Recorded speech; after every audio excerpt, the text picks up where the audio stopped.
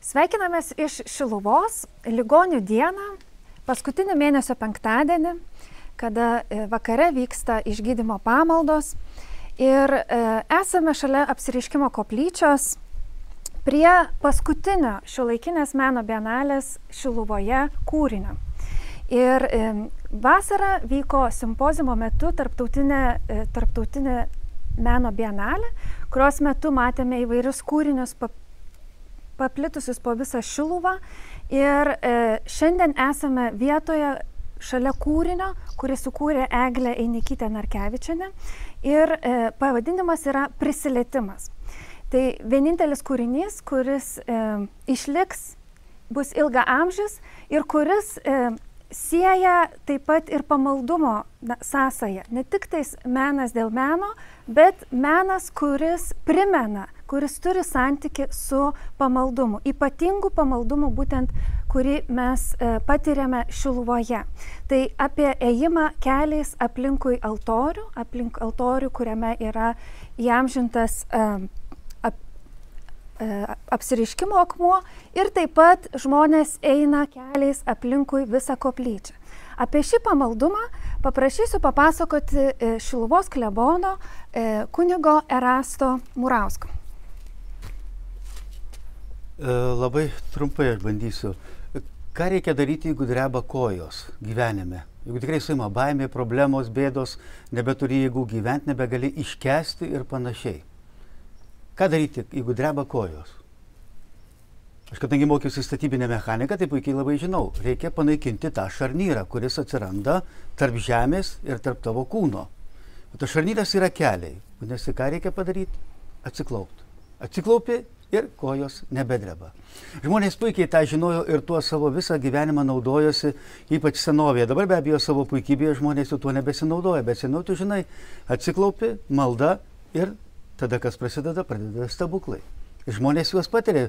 Netgi vyskupas Valančius čia kažkada buvęs Šiluvoje sako, nėra tai buvę, kad žmogus atvyktų į Šiluvą, melstųsi ir ta malda būtų nuoširdi ir žmogus nepatirtų stebuklo. Anksčiau ar vėliau, vienaip ar kitaip, tas stebuklas jis neišvengiamai įvyks. Kodėl? Todėl, kad Marija yra mama. Argi tu prašysi pas mamą kažkur ir mama neduos valgyti, neduos atsigerti, nepasisodins ant kelių, kai tau skauda, kai tau liūdna, kai tau bėda, problema, taip tikrai nebus. Netgi didžiausios mano parapijos ten motinos, kurių visai atrodo jau, nežinau kaip čia išsireiškiu, žodžiu, prastos reputacijos moterys, net ir tos savo vaikus glaudžiai apkabina ir tos išklauso. Netgi tos, kurios į užsienį išvažiuoja, vis tiek vaikams skambina, kaip jautiesi, kaip sekasi ir visa kita. Tai jau šita motina, patikėkit, tikrai tuo. Ir žmonės puikiai žinojo, kad jeigu ateini pas mamą, turbūt žinot, kad nuo senų senovės, jeigu norėjai gauti iš tėvų palaiminimą, ką reikėdavo daryti? Atsiklaupti. Kelionė, išvyki, santuoka, dar kažkokie reikalai, atsiklaupi ir tada tėtis, mama deda rankas ir tave laimina. Meldžiasi, dėkoja, prašo, kad Dievas iš tiesų suteiktų tų malonių, kurių jų vaikas yra tuo labiausiai metu reikalingas. Todėl ir yra ta praktika, kad atvykus į Šiluvą, pas mergelę Mariją atvažiuoja net tuščiai pažioplinėti, bet atvažiuoja su kažkokiom savo ar kitų žmonių, artimųjų, bėdom, problemom, rūpesčiais, galų gale viltimis, svajonėmis, troškimais, kuriuos nori pateikti šitai mamai, kuri yra Dievo malonių tarpininkė. Jėzus ją tiesiog paskyrė. Sako, mama, užsimk šitais reikalais. Taip kaip tada Kanos vestuvėse užsimk ir šičia. Ir jinai tą puikiausiai daro, daugybę šimtų metų. Daro kiekvienam, kuris čia atvyksta. Ir yra ta sena praktika eiti keliais aplink altorių, vidinį, ten, kur yra Marijos jau Apsireiškimo akmuo. Ir kitas, kadangi ten būna daugybė žmonių, o jau žmonės, kurie turi rimtesnių reikalų, tai be abejo eina šituo grindiniu, šituo iš akmenių, betoninių plytelių grindiniu. Ir turiu prisipažinti, kad vieną kartą teko pačiam tą dalyką išbandyti. Ir kadangi keliai nebuvo taip jau labai prisitaikę, tai vaikelį užteko vieno rato ir jau ten buvo, taip sakant, kapiliarai pratrinti. Labai greitai pasirodo. Bet tiesiog turi užsidėti mazolį.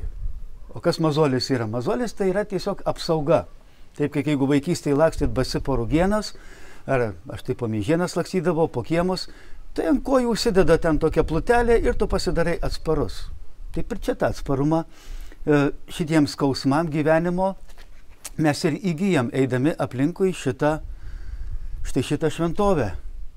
Ir, pavyzdžiui, groju gitarą ir puikiai čia pas mane yra mazoliai.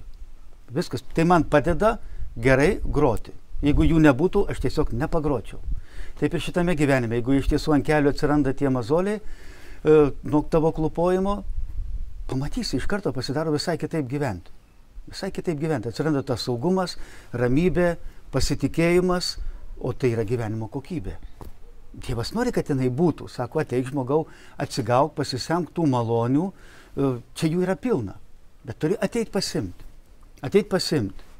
Sako, į Betlėjaus šitą bažnytėlę yra labai tokios žemos durys. Jeigu nori į ją įeiti tenai, Jeruzalėje, Betlėjui, tai ką turi daryti? Turi tiesiog priklaupti, atsiklaupti.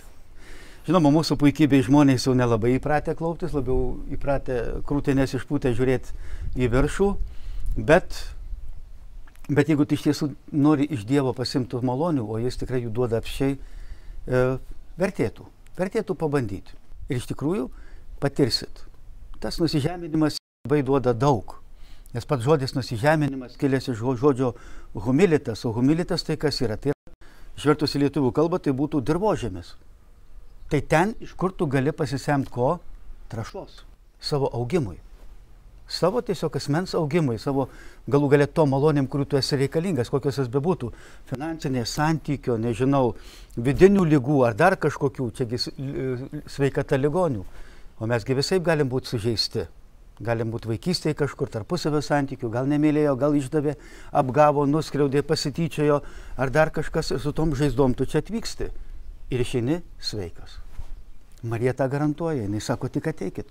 Pats Jėzusgi sakė, ateikit pas mane visi, kurie vargstat, esat prislėgti, atstumti, nemylimi, sužeisti, išduoti, aš jūs atgaivinsiu. Bet jūs ateikit, pabūkit su manim. Pabūkit. Ir va tie žmonės, kurie čia atėjo, meldėsi, ir žmonės, žiūrėkit, ištvėrė. Tremtis, karus, tarpukarius, kalėjimus, viską ištvėrė. Va tie, kurie čia ėjo šitais keliais. Jie ištvėrė, jie atlaikė. Ar mūsų dienų žmogus savo puikybę atlaikytų kokį didesnį sunkumą? Bijau, kad tiesiog ne. Tiesiog jis nepajėgtų, jis būtų neatsparus.